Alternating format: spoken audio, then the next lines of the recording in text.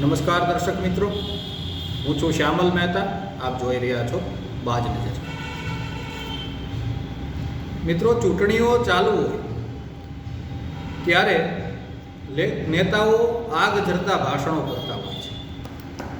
જનતાને રીઝવવા, તેમના મતો મેળવવા તેઓ આકરા નિવેદનો પણ આપતા હોય છે ને આમ કરી પોતાના પક્ષના ફેવરમાં એક વાતાવરણ બનાવવાની કોશિશ થતી હોય છે. પરંતુ આ ઉત્સાહનો અતિરેક ક્યારેક તેમને ભારે પડી જાય છે. ક્યારેક તેઓ એવો બફાટ કરી નાખે છે જેના કારણે તેમને સતત ખુલાસાઓ કરતા રહેવા પડે છે. આવું દરેક પાર્ટી સાથે થાય છે અને અત્યારે સમગ્ર ભારત વર્ષમાં વિવિધ જગ્યાએ ચૂંટણીઓ ચાલી રહી છે. બંગાળની અંદર ચૂંટણીનો માહોલ છે, કેરળની અંદર ચૂંટણીનો માહોલ છે, ગુજરાતમાં સ્થાનિક સ્વરાજની ચૂંટણીનો માહોલ છે. એટલે દરેક પાર્ટીઓ ઇલેક્શન મોડમાં છે. હવે આવા સંજોગોની અંદર કેરળની અંદર વિધાનસભાની ચૂંટણી છે. કેરળમાં ડાબેરી પક્ષોનું શાસન છે અને ત્યાંના મુખ્યપ્રધાનનું નામ પિનરાઈ વિજયન છે. હવે આ ચૂંટણી દરમિયાન કોંગ્રેસના રાષ્ટ્રીય અધ્યક્ષ મલ્લિકાર્જુન ખડગે કેરળ ગયા છે. ત્યાં તેઓ ચૂંટણી પ્રચાર કરી રહ્યા છે. હવે આ ચૂંટણી પ્રચાર દરમિયાન તેમણે ભારતના વડાપ્રધાન નરેન્દ્ર મોદી અને કેરળના મુખ્યપ્રધાન પિનરાઈ વિજયનને સંબોધીને એક નિવેદન આપ્યું. તેનો ઉદ્દેશ્ય કેરળની પ્રજા શિક્ષિત છે, બુદ્ધિશાળી છે તેવું કહેવાનો હતો. પરંતુ તેમણે એવું નિવેદન આપ્યું કે કેરળની પ્રજા શિક્ષિત છે, બુદ્ધિશાળી છે, એટલે તેઓ કોંગ્રેસને મત આપશે. આવું તેમનું પ્રાથમિક કહેવાનું હતું. પરંતુ તેમની વાક્ય રચનાઓ એવી થઈ કે મોદીજી અને વિજય એટલે વિજયન, પિનરાઈ વિજયન જે કેરળના મુખ્યપ્રધાન છે, તેમને સંબોધીને તેમણે એવું કહ્યું કે ગુજરાતની અને અન્ય જગ્યાની અભણ પ્રજાની જેમ તમે કેરળની પ્રજાને મૂર્ખ બનાવી નહીં શકો. આવું તેમનું કહેવાનું હતું. હવે આ વાતને કારણે ગુજરાતમાં ઉહાપોહ મચી ગયો. ભાજપને એક બેઠો મુદ્દો મળી ગયો કે કોંગ્રેસ ગુજરાતની પ્રજાને મૂર્ખ સમજે છે, અભણ સમજે છે. અને સ્વાભાવિક છે કે જો તે આ મુદ્દાનો ઉપયોગ ન કરે તો તેઓ રાજકીય રીતે નબળા ગણાય, એટલે તે તો ઉપયોગ કરવાના જ છે. હવે આ મુદ્દો એટલો વિચિત્ર છે કે પિનરાઈ વિજયન કે કેરળને ગુજરાત સાથે કશી લેના દેના નથી. પિનરાઈ વિજયન છે તે કેરળના મુખ્યપ્રધાન છે, પણ ડાબેરી પક્ષમાં આવે છે. એટલે તેમને સંબોધીને ગુજરાતનો દાખલો આપવાનું કોઈ કારણ જ નથી.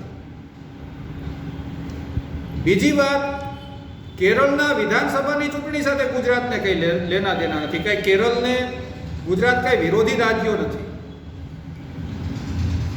એટલે કેરળની ચૂંટણીમાં ગુજરાતની અભણ પ્રજાને મૂર્ખ બનાવી શકાય છે તેવી વાત કહીને તેઓ મોદી અને વિજયન પર પ્રહાર કરવા માંગતા હતા, પરંતુ તેમણે કોંગ્રેસ પર પ્રહાર કરી દીધો.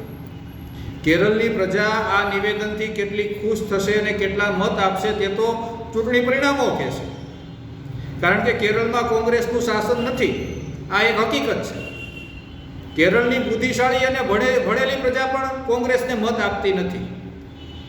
એટલે તેઓ તેમને માખણ લગાડવા ગયા છે કે તમે બુદ્ધિશાળી છો, તમે હોશિયાર છો, ભણેલા છો, તો કોંગ્રેસને મત આપો. તેવું તેમનું એક કહેવાનું તાત્પર્ય હતું.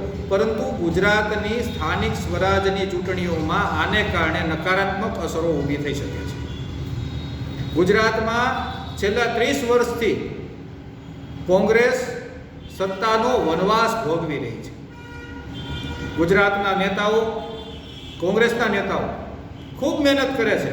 પોતાની પાર્ટીને ઊભી કરવા માટે લાકડાની તલવારે લડી રહ્યા છે.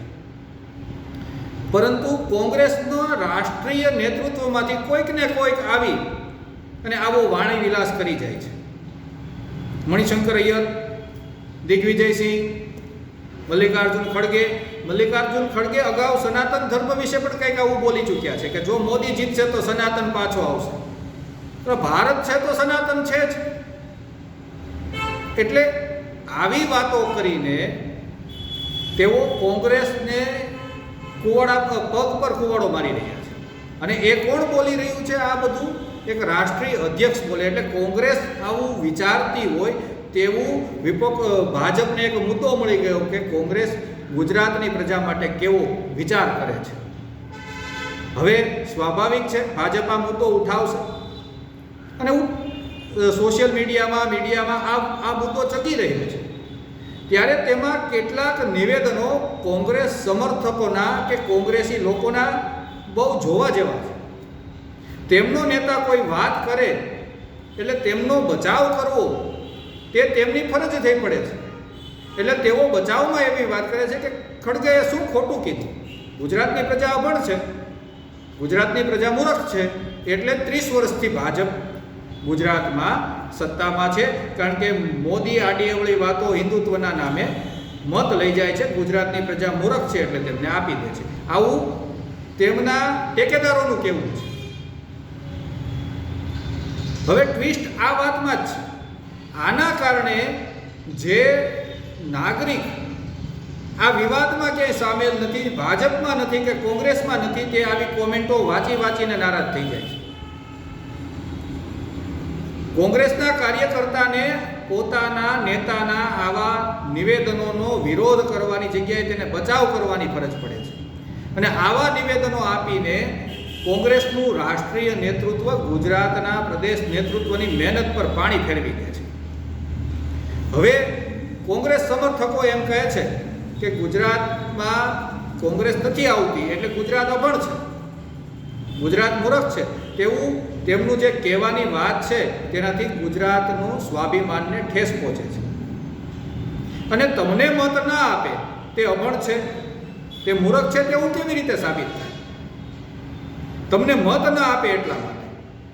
તો આઝાદીના 8મા દાયકામાં ગુજરાતમાં 30 વર્ષથી ભાજપની સરકાર છે. તે પહેલાં તો કોંગ્રેસ અથવા તેના ટેકાની સરકાર હતી. તો ત્યારે કઈ પ્રજા કોંગ્રેસને મત આપતી હતી? અને અત્યારે પણ જે કોંગ્રેસના ધારાસભ્યો ચૂંટાય છે, જે કોંગ્રેસના સંસદ સભ્યો ચૂંટાય છે, તો તે કોના મતથી, અભણ કે મૂર્ખ પ્રજાના મતથી ચૂંટાય છે કે ભણેલા ગણેલા અને હોશિયાર માણસોના મતથી ચૂંટાય છે? આવા નિવેદનો ને કારણે કોંગ્રેસ સત્તામાં નથી આવતી. આ વાત કોંગ્રેસી લોકોએ પોતાના નેતૃત્વને સમજાવવી પડશે. કેરળમાં આવું બોલવાની શું જરૂર હતી? કેરળના લોકોને તમે રીઝવી શકો, તમારો અધિકાર છે. તમે મત માગી શકો, તેમના વખાણ કરી શકો કે તમે ભણેલા ગણેલા છો, તમે હોશિયાર છો. તેમાં કોઈ બે મત નથી. પરંતુ તેને હોશિયાર બતાવવા માટે, તેમને ભણેલા ગણેલા બતાવવા માટે ગુજરાતીને અભણ અને મૂર્ખ બતાવવાની શું જરૂર છે? એક વાત સમજવી પડશે કે બંગાળમાં મમતા બેનર્જી ગુજરાતીઓનું ખરાબ બોલે છે, પરંતુ મમતા બેનર્જીનો પક્ષ ગુજરાતમાં અસ્તિત્વ ધરાવતો નથી. એ એક પ્રાદેશિક પાર્ટી છે. જ્યારે કોંગ્રેસ એક રાષ્ટ્રીય પાર્ટી છે અને ગુજરાતમાં તેઓ અસ્તિત્વ ધરાવે છે. ભાજપ પછી બીજા સ્થાને તેઓ છે. જો કોંગ્રેસ એમ માનતી હોય કે ગુજરાતીઓ અભણ છે, મૂર્ખ છે અને એટલે જ મોદીને મત આપે છે, તો તેમણે પ્રથમ તો ઈવીએમના રોદડા રોવાનું બંધ કરી દેવું જોઈએ કે ગુજરાતમાં કે અન્ય કોઈ જગ્યાએ ભાજપ ઈવીએમથી જીતી જાય છે. આ તેમનો પ્રથમ દાવો અહીંયા ખારીજ થઈ જાય છે, અહીંયા રદ થઈ જાય છે કે મૂર્ખ અને અબુધ પ્રજા, અભણ પ્રજા ભાજપને મત આપે છે. એટલે ઈવીએમનો ગોટાળો નથી. આ પોતાના આક્ષેપોને તેઓ રદ કરી રહ્યા છે. અને તમને એવું ખૂબ લાગતું કે આ અભણ અને અબુધ પ્રજા તમને મત નથી આપતી, તો તમારે અહીંયા ચૂંટણીઓ જ શું કામ લડવી જોઈએ?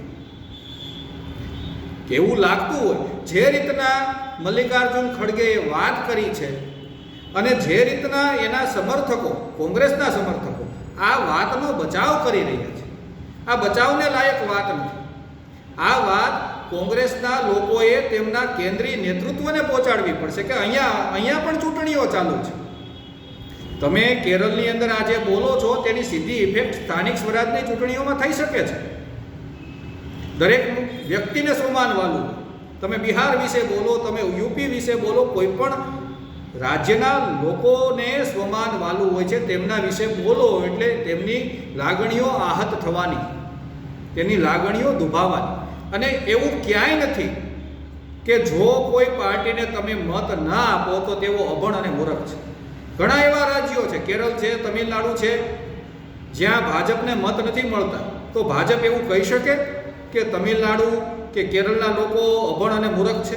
બંગાળમાં ભાજપને મત નથી મળી શકતા, તો શું ભાજપ એવું કહી શકે કે ત્યાંના લોકો અભણ છે કે મૂર્ખ છે?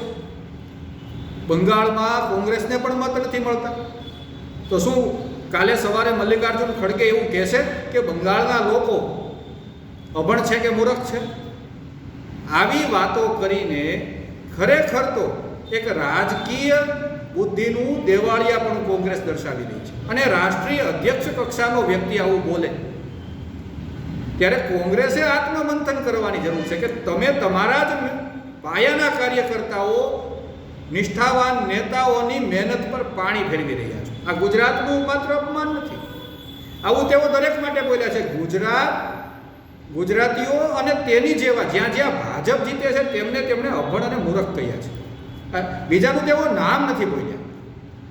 એટલે કેરળના વખાણ કરો.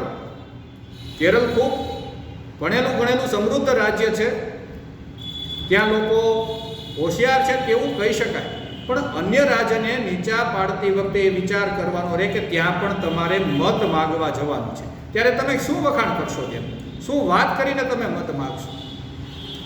એટલે જે લોકો આ સમાચારનો વિરોધ કરી રહ્યા છે, જે લોકો એમ કહી રહ્યા છે કે ભાઈ મલ્લિકાર્જુન ખડગે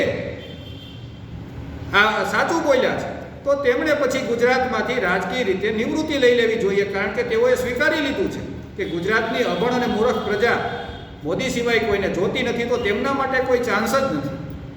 ખરેખર તો તેમણે ગુજરાતમાં લોકોની નાડ પારખવાનું તેઓ ભૂલી ગયા છે, તેમના વાસ્તવિક પ્રશ્નો ઉપાડવાનું તેઓ ભૂલી ગયા છે. અને ગુજરાત જ્યારે કંઈક ઊભું થવાની કોંગ્રેસ કોશિશ કરે ત્યારે તેના નેતાઓ આવા વિચિત્ર નિવેદનો આપી અને તેમના માટે સમસ્યા ઊભી કરે છે.